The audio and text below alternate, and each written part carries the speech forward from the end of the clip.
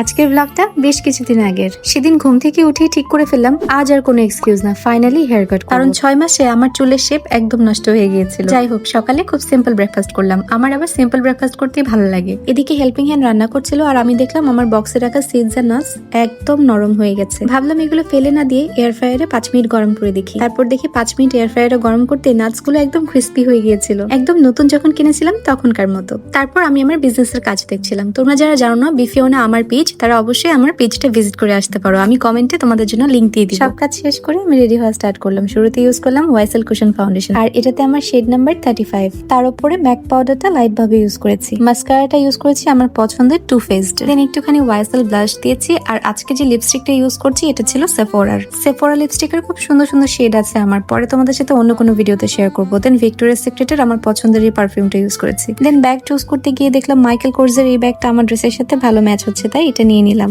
আমার চুলের অবস্থাটা দেখো, কোনো আগা মাথা নেই। তাই হেয়ার কাট করতে চলে গেলাম বসুন্ধরা বিসমিল্লা প্লাজাতে একটা স্যালন আছে গ্ল্যামফিক বাই ফারিন নামে, সেখানে। আমি প্রায় 5 বছর ধরে ওদের কাছে সার্ভিস নিই। আমার last hair cut and hair colour ওদের কাছেই করিয়েছিলাম। একটা জিনিস ওদের আমার খুবই বেশি ভালো লাগে, সেটা হলো ওদের সার্ভিস। ওখানে এনভায়রনমেন্টটা খুব ক্লিন এন্ড রিল্যাক্সিং থাকে সবসময়, আর ইন্টেরিয়রটা খুব সুন্দর, খুব অ্যাস্থেটিক।